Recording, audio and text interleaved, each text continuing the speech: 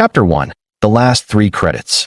The low hum of the cataract was the only thing that kept me grounded in the isolation of deep space. For weeks, I had been floating aimlessly in the vast, dark void, moving from one uninhabited star system to the next with no real direction or purpose. My mission had come and gone, long since finished, but I had no real sense of what came next. I had nothing to return to, no promises left on the table, and all I could do now was keep moving, hoping that the next job would come before my resources ran out. The problem, though, was that my resources were already running thin, barely any credits to fuel the ship, and the parts needed to keep her running were growing more expensive by the minute. My ship was slowly breaking down, and there was no one around to help fix it. I had gotten used to scraping by, always just on the edge of failure, but there was something about the silence of space this time that was different. It was heavier. The cataract had been through a lot, stuck in one too many asteroid fields, damaged by debris, patched together with makeshift repairs, and now I was facing what could be its final days if I didn't act quickly.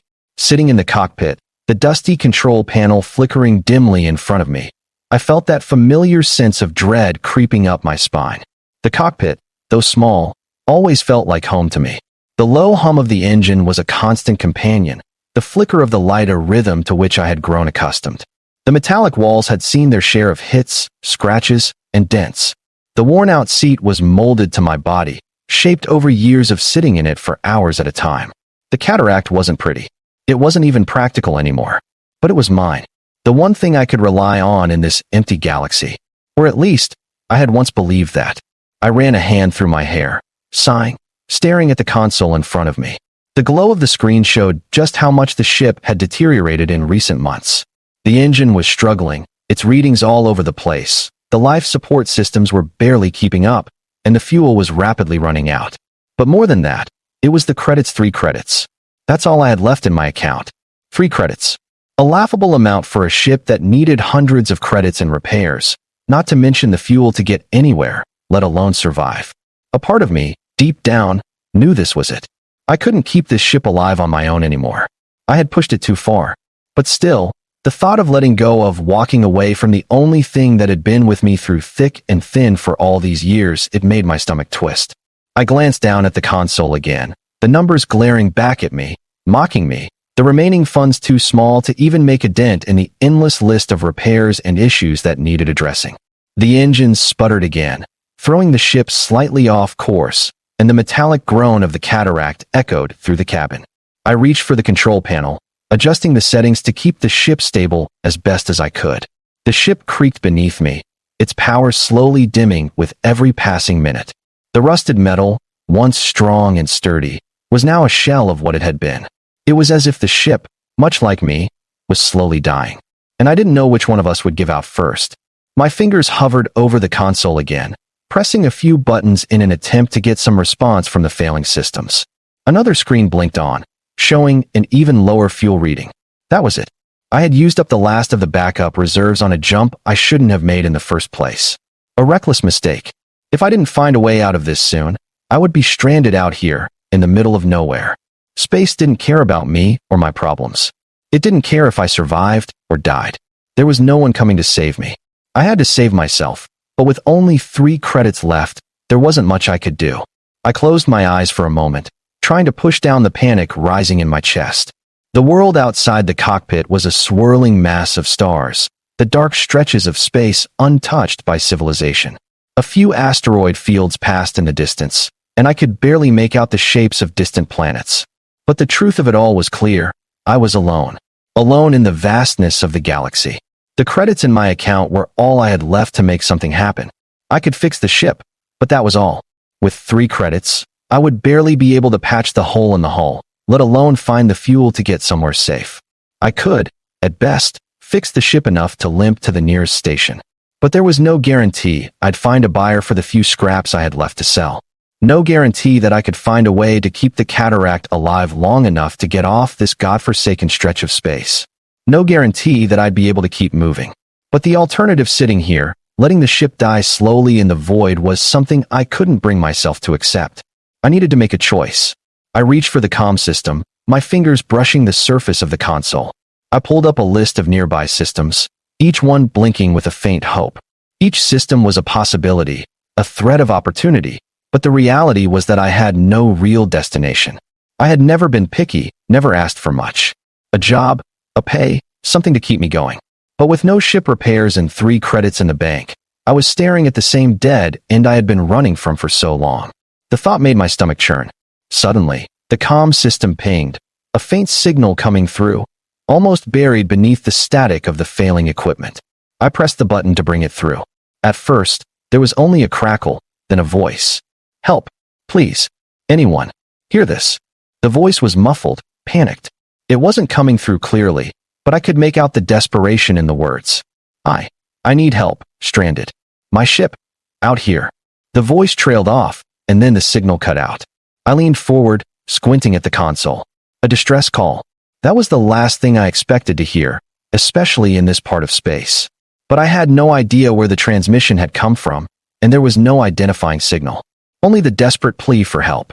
A part of me wanted to dismiss it, to focus on the ship, to make sure I could survive long enough to make it back to a station. But another part of me, something I hadn't felt in a long time, wanted to answer it. Maybe this was my way out. Maybe this was what I had been waiting for, a chance to get something back from all this. A chance to get something more than just survival. I pulled up the coordinates, the faint signal still ringing in my ears. There was nothing I could do with 3 credits, but maybe, just maybe, this could be the break I needed. I adjusted the course, heading toward the coordinates of the distress signal. Whatever awaited me out there, I couldn't ignore it. A ship in distress, a chance to do something, anything, other than wait for my own demise. With one last glance at the console, I set the course, pulling the cataract back into motion, heading for the unknown. The engines sputtered to life, barely functioning, and the ship groaned as if protesting the effort. But it didn't matter. Whatever was out there, whatever awaited me at the end of this journey, I would face it head on. I had no other choice. I wasn't sure what I expected when I set the cataract on a course toward the signal's coordinates. I had already convinced myself that this was just a desperate attempt to stave off the inevitable. A distraction, a fleeting chance to feel like I was doing something useful, even if that something might very well lead me into a trap. But, as the ship hummed to life beneath my fingers, I felt a flicker of hope, one that I knew I shouldn't entertain, but did anyway. What if this was it? What if this was the chance I needed? A ship in distress, somewhere out in the cold, unknown reaches of space, and all I had to do was answer the call. A strange impulse filled me, one that I hadn't felt in years, the instinct to help, to reach out and do something good.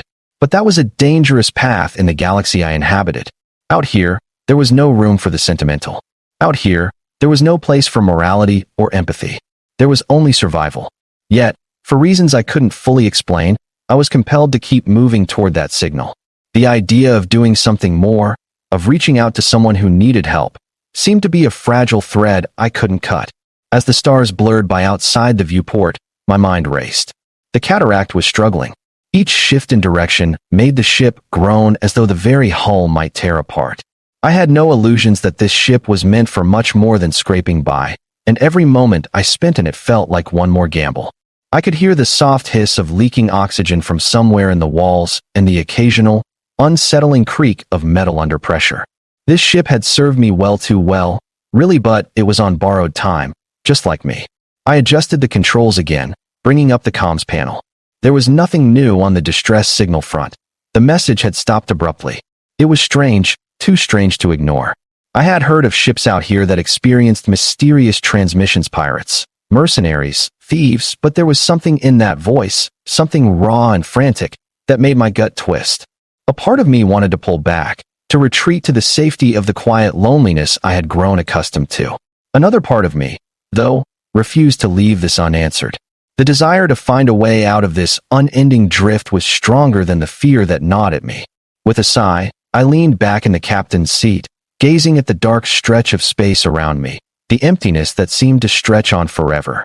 The cataract wasn't built for long-distance travel anymore. It was too broken, too tired, and I was quickly running out of the skills to patch it together. But I had been in worse situations. I had survived worse. And so, this would be no different. Whatever awaited me at the end of this journey, I would figure it out. I had no choice. Hours passed. There was nothing to do but keep the ship on its course and hope. It felt like I had been flying forever, though the journey had hardly taken any time at all. The ship jerked occasionally, responding sluggishly to my commands, and I kept the controls steady, my mind drifting in and out of thought. A distant part of me was anxious, unsure if what I was doing was the right thing. Every passing minute made me feel more like a fool. I was in deep space with no resources, no plan, and no backup. This could be a trick, a trap, or a mistake that would cost me everything. Yet, I couldn't bring myself to turn back. The thought of ignoring that voice, of leaving someone stranded out there in the dark void, felt worse than the fear of facing whatever might lie ahead. The stars were starting to look different as I neared the coordinates. They were slowly being swallowed up by a heavy dust cloud, the kind that didn't show up on my scanners at first glance. It was dense, and the static interference it caused made me squint at the screen. My heart picked up pace as I realized that the distortion was getting worse. Whatever lay ahead, it wasn't natural. My gut churned, and for a fleeting second, I felt something cold and sharp run through me, an instinct to turn away, to abandon this foolish pursuit. But again, the desire to press forward overpowered that instinct. I had no reason to believe anything could be worse than the failure I had been living with. And then, in the middle of the chaos, I saw it. The faint outline of a ship, barely visible against the darkened backdrop of the dust cloud, as it hung motionless in space. The Valen, the very same ship that had sent the distress signal. But now it was barely more than a shell of what it once had been. Its hull was riddled with blast marks, the lights from within flickering weakly in the darkness. I pulled the cataract closer, my eyes trained on the battered ship. It was larger than mine, heavily damaged, and yet still functional enough to drift along. The comm panel crackled again, but this time, it was filled with nothing but static. I couldn't hear any words anymore, just a terrible, continuous hum that made my teeth ache. I approached slowly, unsure of what to do next. The Valen had no visible signs of life. There were no escape pods, no emergency beacons flashing. Just an eerie, empty feeling in the space between us. The entire scene was unsettling. The static from the comms, the flickering lights, the complete lack of movement, it felt wrong. The cockpit felt even smaller now, suffocatingly so, as I glanced over the controls. Should I dock? Should I board the ship? I was gambling on the idea that this wasn't some elaborate trap, but every instinct told me I was being drawn into something much bigger than I could handle. I switched over to the external cameras, scanning the outside of the ship. The cargo hold was still intact, but the blast marks seemed deliberate, and the damage appeared recent. Whoever had done this had done it with precision. I hit the comms once more, hoping to break the silence with some form of contact, but the static was deafening. There was nothing left to say. The only choice left was to dock and hope for the best. I had made my decision. The moment I initiated the docking sequence, the airlock doors of the Valen flickered open. The thought of boarding the ship alone, without knowing what I would face inside, gave me pause. But then I remembered the distress call, the voice, the desperation, and I pushed aside my hesitation. With the airlock locked in place, I disengaged the flight controls and moved toward the ship's interior, the clanging echo of my footsteps on the metal deck only amplifying the silence. The sudden loneliness hit me again. The cataract had been my home, my refuge, my safety net in a universe that didn't give a damn about me, and now I was stepping into a ship that was anything but safe.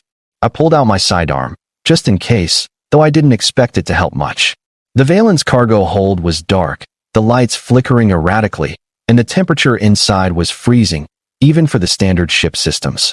My breath came out in clouds as I moved carefully, scanning every corner of the hold. And then I saw it. A shadow in the distance. It was the figure of a person, standing motionless. Chapter 2. Desperate Choices. The figure in the shadows didn't move, not at first. It was only when I took a cautious step forward that it turned, revealing a woman, an alien woman, with dark, piercing eyes that gleamed even in the dim light of the cargo bay.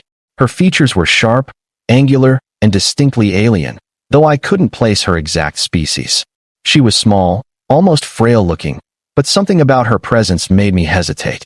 She raised a hand slowly, her voice weak but insistent. "You came." The words came out with a rasp, and she seemed unsteady on her feet, like she had been waiting for a long time. Her clothes were torn, and dirt streaked across her face, but the most noticeable thing about her was the desperation in her eyes. This wasn't a simple distress signal, it wasn't a chance encounter. There was something more to this, something she wasn't telling me. "You're the one who sent the distress call?" I asked cautiously, my hand still on the sidearm, though I didn't want to draw it unless I absolutely had to.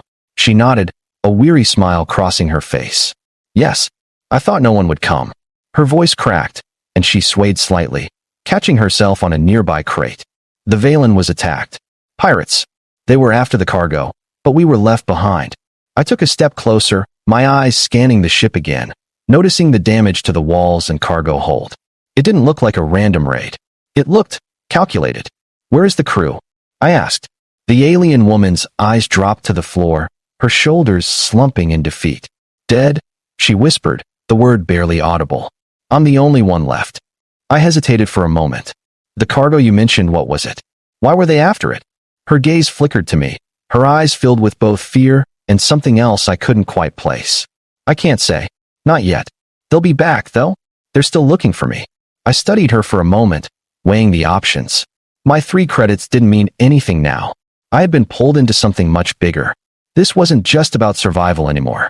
This was a story that would shape the rest of my life if I chose to stay. The decision wasn't easy, but there was no going back. Chapter 1. A Desperate Request. The Galleon starship had been traveling for weeks through the darker fringes of space, its engines humming softly in the empty void, the miles of stars stretching out endlessly around it.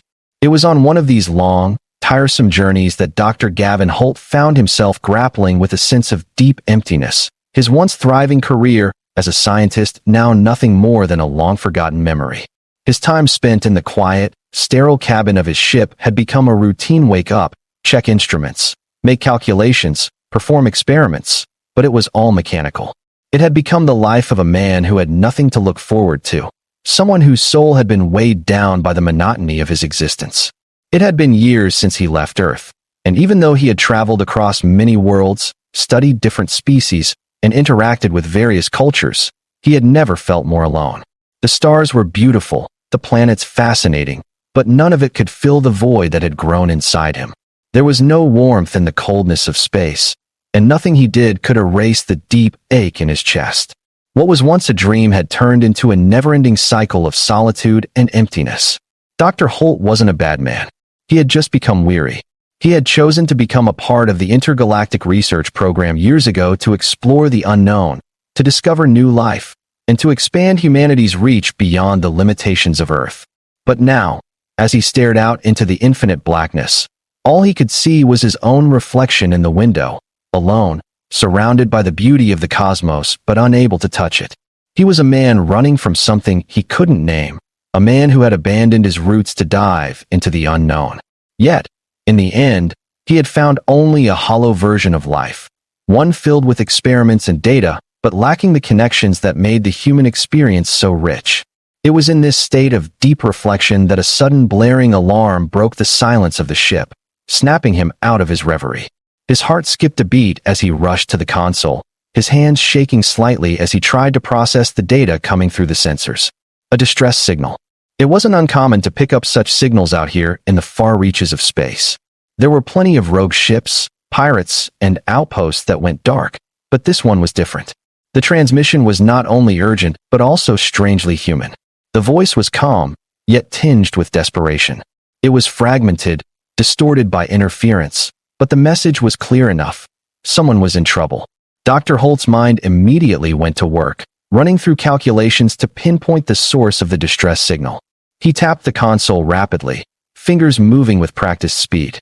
The signal was weak, distorted by space debris and the interference of the surrounding magnetic fields. Still, it was undeniable, a plea for help from someone stranded in deep space. Whoever they weren't going to survive long in these conditions. They needed immediate assistance. His heart pounded as he stared at the coordinates flashing on the screen. A nearby planet. It wasn't on any major galactic maps, not a place anyone would typically visit. But the coordinates pointed to a small, forgotten corner of the galaxy, a place that had been neglected, where little was known and little happened. It didn't take much to guess why. It was a remote place, uninhabited and dangerous to navigate. Dr. Holt hesitated for a moment.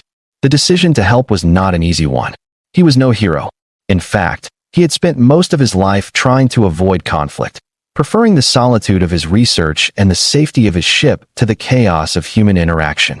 But something about the distress signal, Something about the faint voice that crackled through his comms pulled at him. It was a risk, but it was a chance for connection, a chance to break free from his self-imposed isolation. He'd spent so long running from the world, from the people he once knew, from the life he left behind. Perhaps this was the universe's way of offering him a way out. He punched in the coordinates, setting the course for the planet. The ship hummed as it adjusted its course, its engines firing up with a small jolt of movement. As Dr. Holt sat back in the captain's chair, his hands gripping the armrests, he couldn't shake the feeling that this was going to change everything. Little did he know how much this simple decision would alter his life in ways he could never have imagined. Hours passed as the Galleon starship made its way toward the planet. Dr. Holt stared at the screen, tracking the path as the tiny planet grew larger with each passing moment. His mind raced with questions. Who had sent the distress signal? What had happened to them?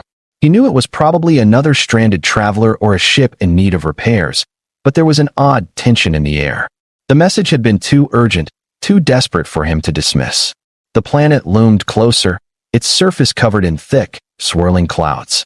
The atmosphere was toxic, another reason it had remained so uninhabited.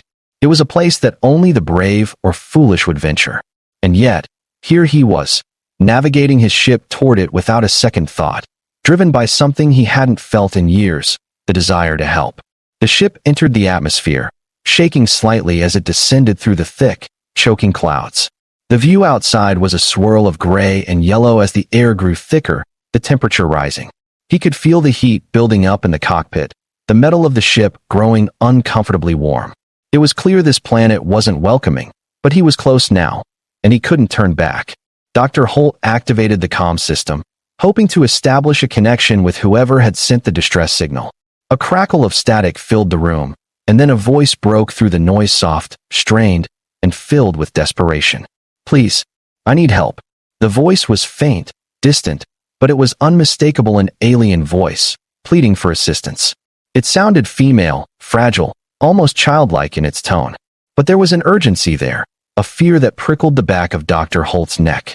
He adjusted the controls, focusing on the source of the transmission. I'm stranded here, please." The voice continued, its words fading into the static again. Dr. Holt's heart pounded in his chest. Who was this alien? Why was she here? And more importantly, what did she want? The questions multiplied, but the sense of obligation gnawed at him. He had no choice. He had to find her, had to help her, even if he had no idea what he was walking into. The ship touched down on the planet's surface with a soft thud, the metal struts of the landing gear absorbing the shock. He unbuckled his seatbelt and grabbed his gear, making his way to the hatch. His heart raced in anticipation, but he had no idea what he would find when he opened that door. The planet was silent, almost oppressively so, and as he stepped out into the airlock, the oppressive heat hit him like a wall. He glanced around, scanning the barren landscape outside the ship, but there was nothing, not a single sign of life in sight. Then, through the haze of dust and steam, he saw her. A figure, barely visible against the smog, standing near the edge of the ship. She was tall, with striking, shimmering blue skin, long silver hair cascading down her back. Her eyes were bright, nearly glowing, and they locked onto him immediately. She was stunning, beautiful, in a way that was almost otherworldly. But her beauty was overshadowed by the fear in her expression. She was trembling, her arms wrapped tightly around her body as if trying to protect herself from some invisible threat. Dr. Holt stepped forward, his voice steady as he approached her. "You're the one who sent the distress signal." She nodded, her voice barely audible. "Please, help me. I have nothing left. No one else came. I beg you." Her words trailed off, and for a moment, she just stood there, staring at him with eyes full of fear and sorrow. "What happened?" Dr. Holt asked, his concern deepening as he saw the despair in her eyes. I have no home. No people," she said, her voice shaking. "I'm lost. I was abandoned here. Please, I need help. I'll do anything. I'll serve you, if that's what you want. I just need a place to stay. Somewhere safe. I have no one. I have nothing." Dr. Holt stared at her in disbelief. An alien, stranded on a hostile planet, begging a human for help? Begging him to take her in? It was incomprehensible, but there was something in her eyes, something desperate and genuine, that pierced through his disbelief. The words she spoke seemed to carry an immense weight. This wasn't just about survival. This was about something far deeper. He took a deep breath, his mind racing. "What do you mean?" he asked. "What do you want from me?" Her voice faltered as she spoke again. "I will be your servant. I have nothing. I am nothing. Please, just take me with you." The desperation in her words echoed in the silence between them, and Dr. Holt felt his heart twist.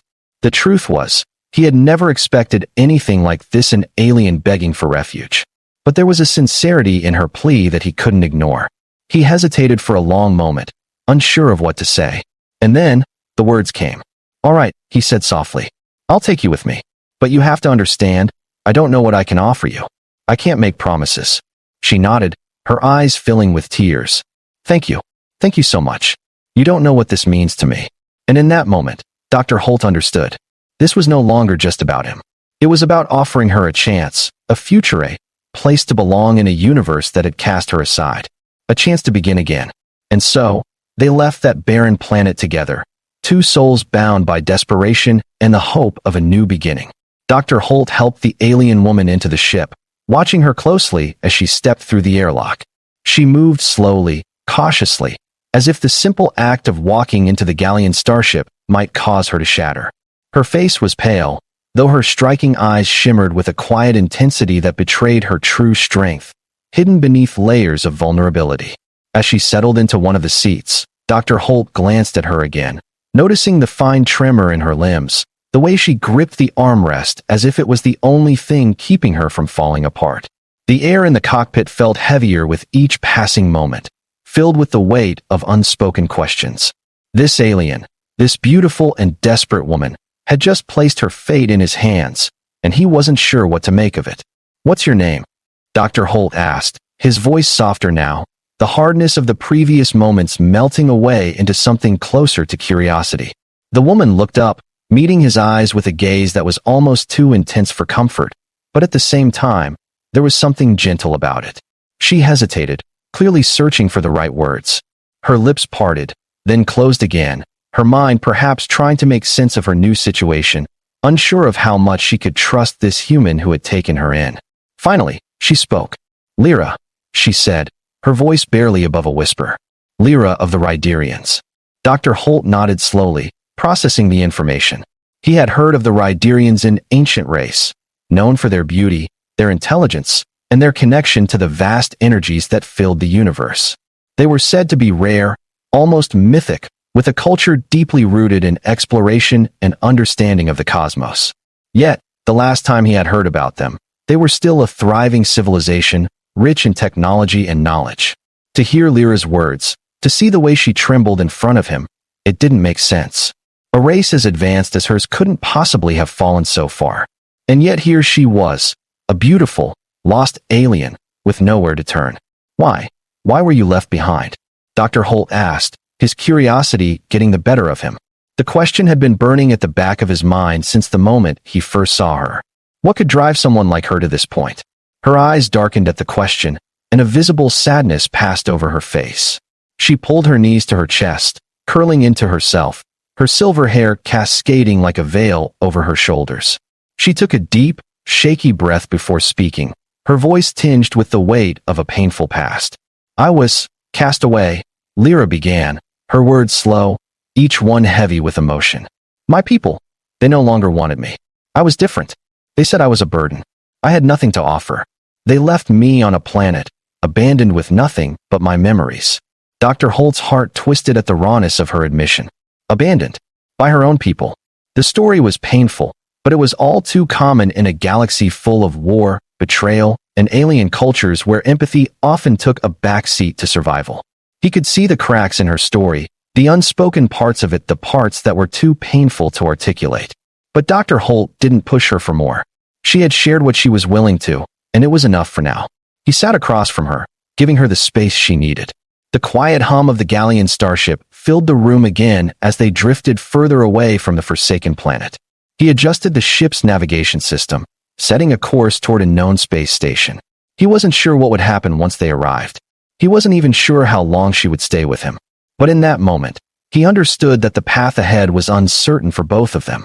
As the ship drifted deeper into space, Dr. Holt found himself staring out the viewport.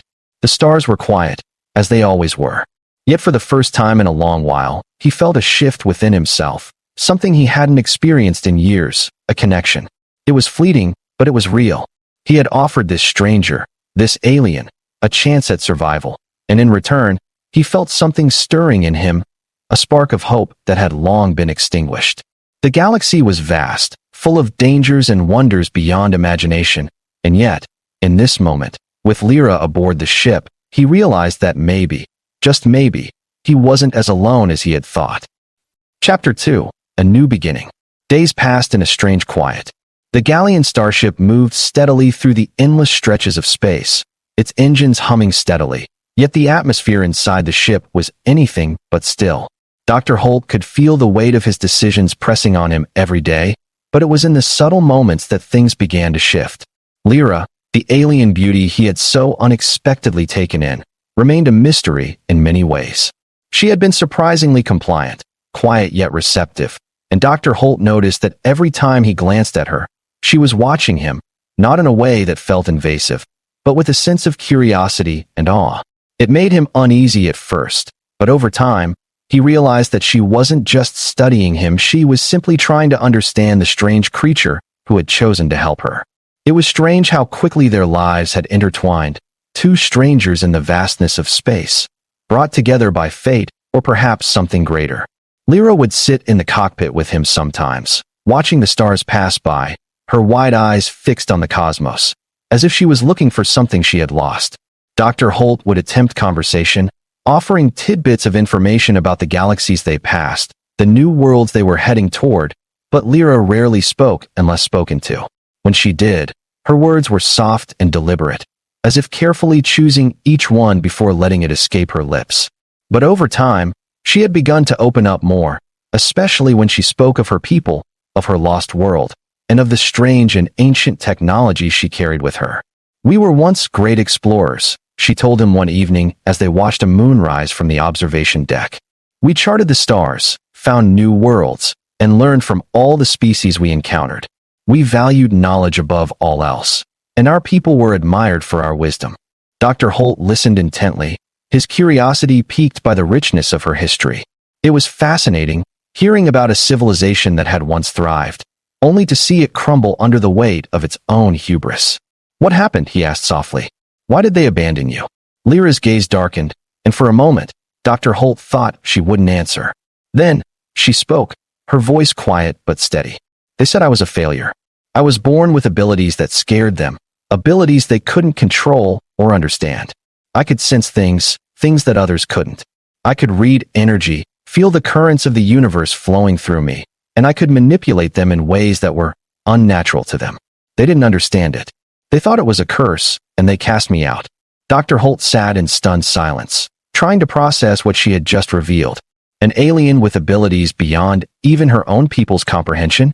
That was something he had never heard of before, and yet, it made sense. Her eyes, her quiet strength, the way she seemed to move with the cosmos itself. She wasn't just another alien. She was something entirely different. "They feared me," Lyra continued, her voice distant. "They thought my abilities would lead to destruction. And so, they left me on a forgotten planet. Alone. The last of my kind." Dr. Holt felt his heart go out to her. Her story was one of unimaginable pain and abandonment. And yet, there she was, still alive, still fighting to survive in a universe that had turned its back on her. He wasn't sure what the right thing to say was, so instead, he simply nodded, acknowledging her pain in the way he knew best by listening. As the days wore on, their bond deepened. It was unspoken, but it was there. Lyra began to help him with small tasks aboard the ship, though her abilities remained a mystery to him. He had yet to see her demonstrate the powers she mentioned, but something told him that she wasn't ready to reveal everything just yet. Her hesitation was palpable, but Dr. Holt didn't press her. Whatever was holding her back, he understood. It wasn't his place to ask. They continued their journey, traveling toward the nearest known space station, where Dr. Holt hoped they could restock supplies and perhaps make contact with other travelers. The days blurred together, but the tension between them eased. In the quiet moments, Dr. Holt found himself feeling something he hadn't felt in years, a sense of purpose. Lyra had given him something he had long since abandoned: hope. She had no one else, and yet, She trusted him. That trust, fragile and delicate as it was, meant more to him than he had realized. He had come to understand that their connection, no matter how fleeting, was something neither of them could ignore. And yet, despite the growing warmth between them, there was always the shadow of the unknown. What would happen when they reached the station? What was Lyra's future? What was his? They were two lost souls in a galaxy filled with possibilities, but no answers. And neither of them knew what would come next.